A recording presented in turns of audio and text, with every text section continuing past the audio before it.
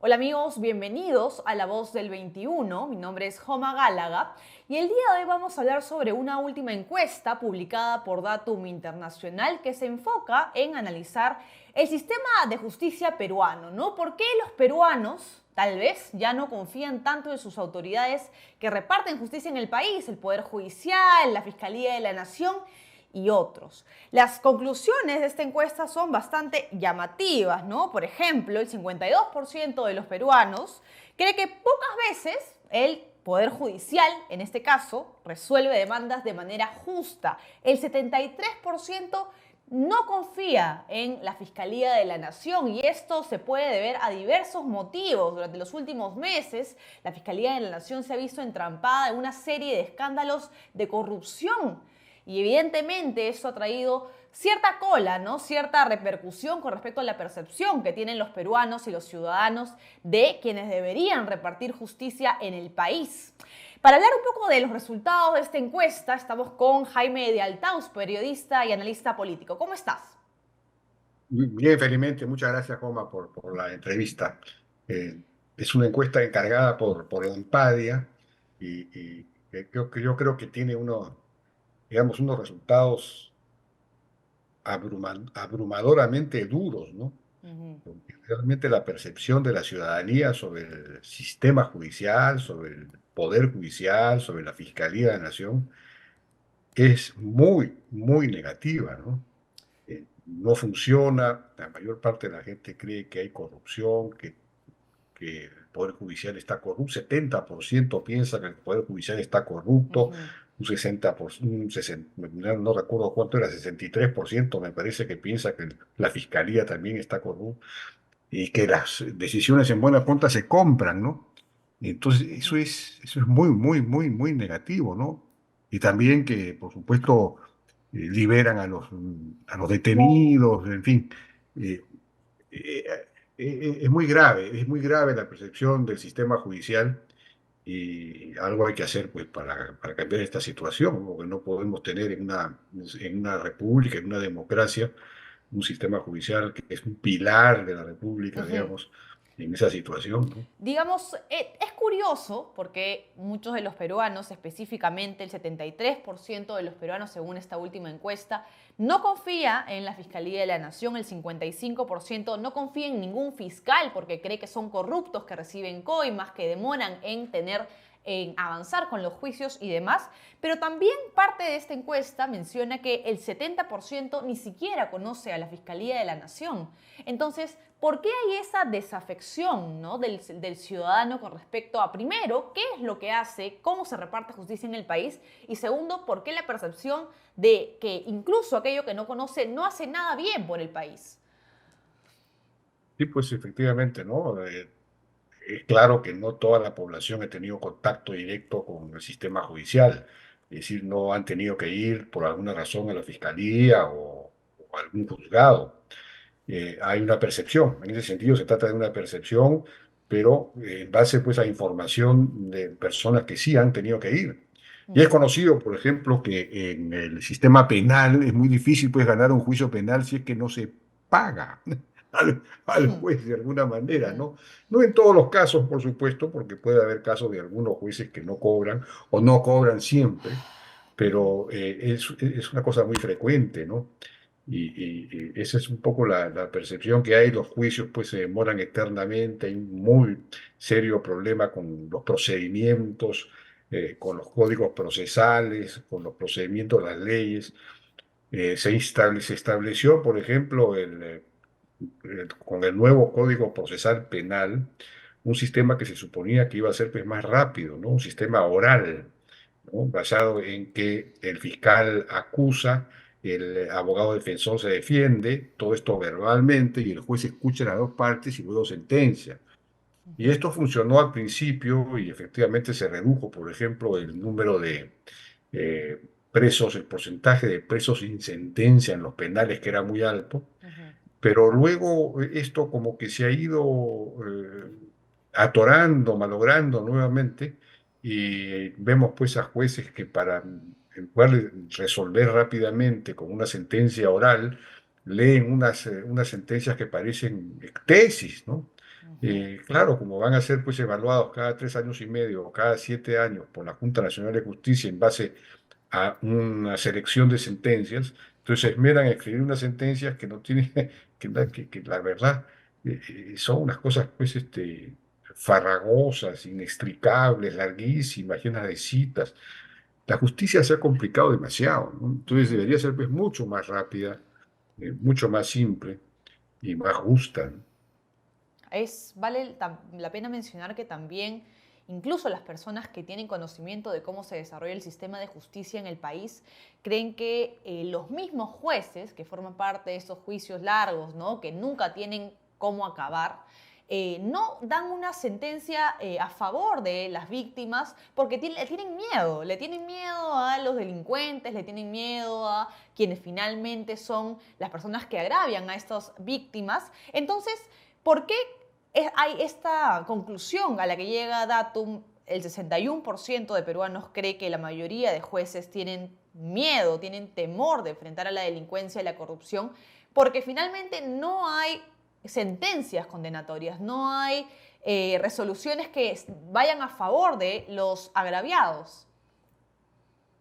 Y eso tiene que ver también con otro aspecto del código del famoso nuevo Código Procesal Penal, ¿no?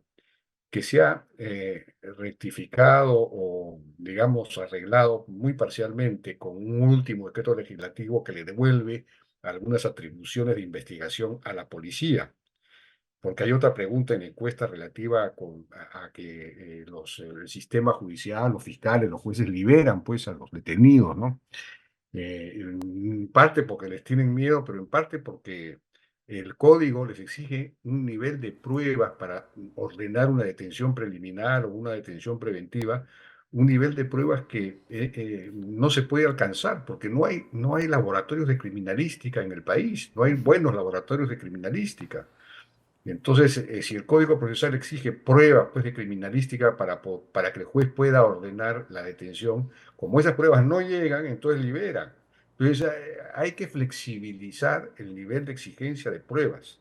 Hay que modificar el Código Procesal Penal, que es demasiado garantista de los derechos de los delincuentes, por supuesto, ¿no? Entonces, es demasiado garantista, entonces hay que flexibilizar, por lo menos mientras no se tenga una red, una infraestructura de laboratorios de criminalística bien instalada en el país, ¿no? En que se pueda aportar esas pruebas. De otro lado, la policía que detiene a un delincuente no podía llevar a cabo una serie de diligencias, no lo podía interrogar, por ejemplo, si no estuviese el fiscal al lado o sin autorización del fiscal. Y entonces eso demoraba muchas diligencias, incluso consecución de pruebas, y terminaban entonces los delincuentes pues liberados nuevamente o se perdían oportunidades de averiguar la verdad, Ujú. de obtener pruebas. Entonces, eso sí se ha remediado parcialmente en un último decreto legislativo que le devuelve atribuciones de investigación a la policía, alguna cierta autonomía frente al fiscal, dando cuenta al fiscal inmediatamente, por supuesto, pero ya no necesita estar el fiscal presente, autorizar todo lo que haga el policía, ¿no? Entonces, eso va a ayudar, pero Ujú. se requiere flexibilizar las pruebas, ¿no? Claro. El sistema de pruebas, Co- para ¿no? Y se necesita ir, pues, verdaderamente a un sistema. Hay que digitalizar también, pues, los expedientes digitales, los expedientes judiciales, ¿no?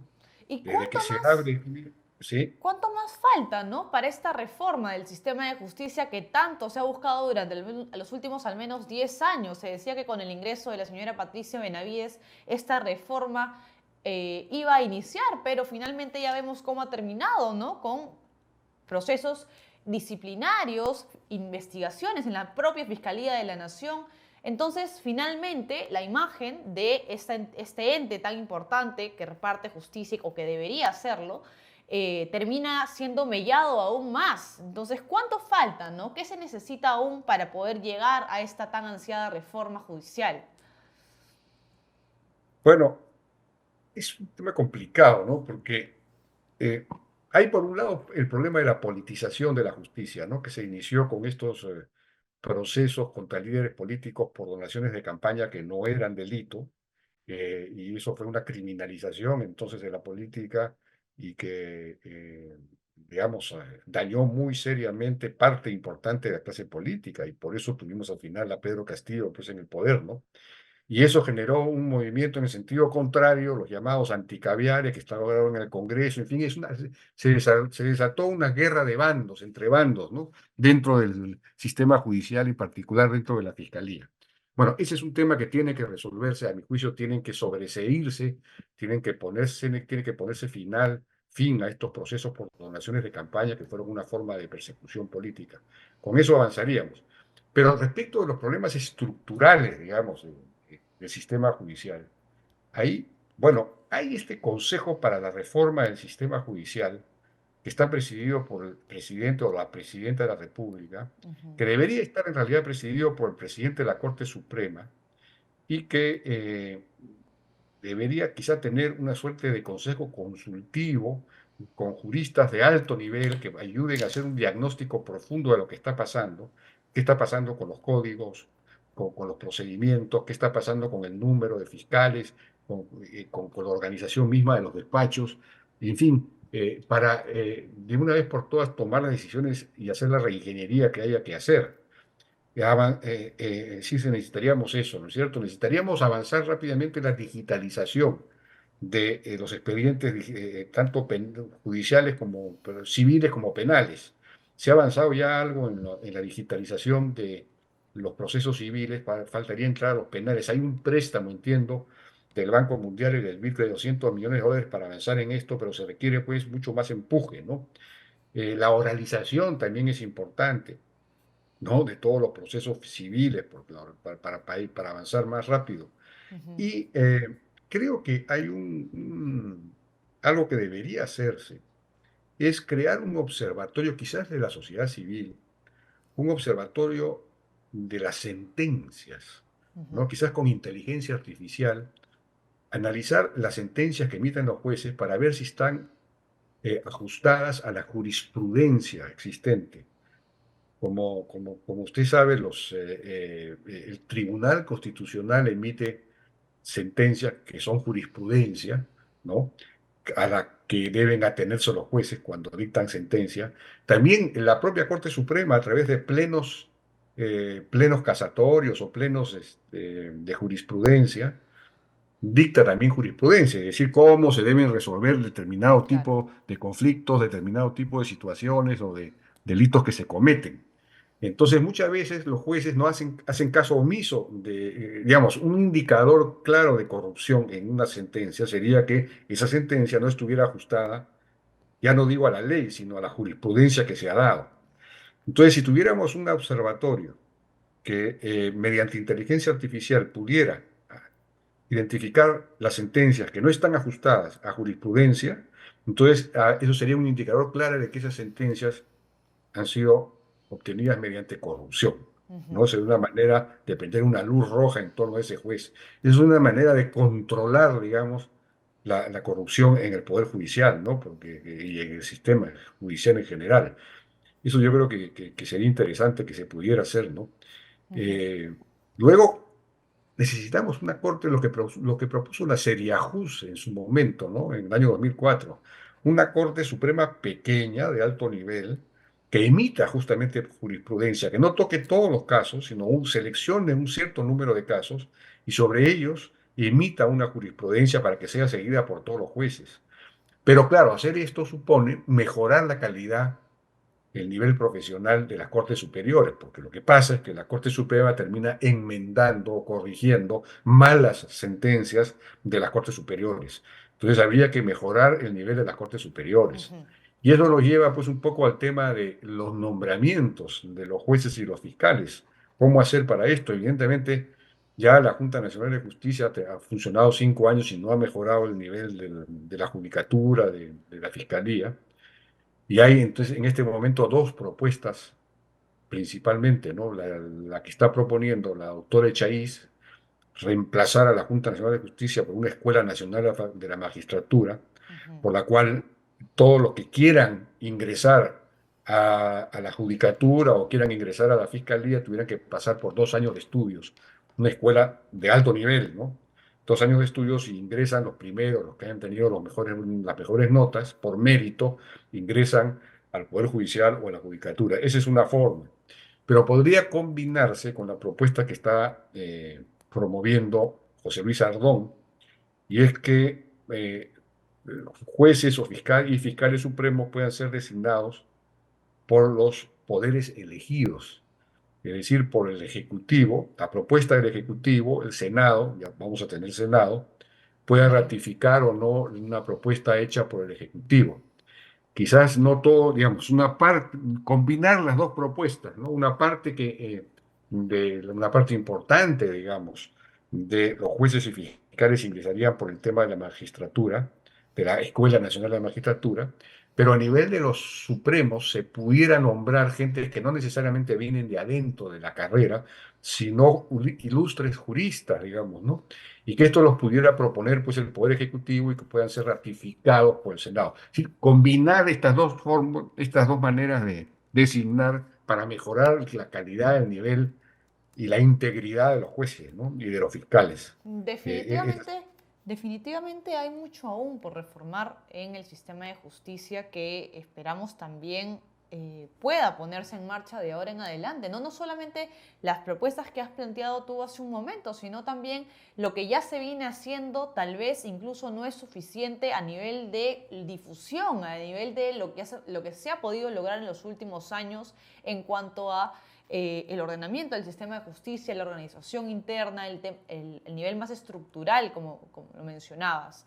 Esperamos que las personas que nos han podido escuchar y que han podido escucharte, sobre todo los que pertenecen al sistema de justicia y a estos órganos como el Poder Judicial, el Ministerio Público, puedan tomar en cuenta lo mencionado. Te agradecemos el tiempo, Jaime. Muchísimas gracias. Muchas gracias. ¿Eh?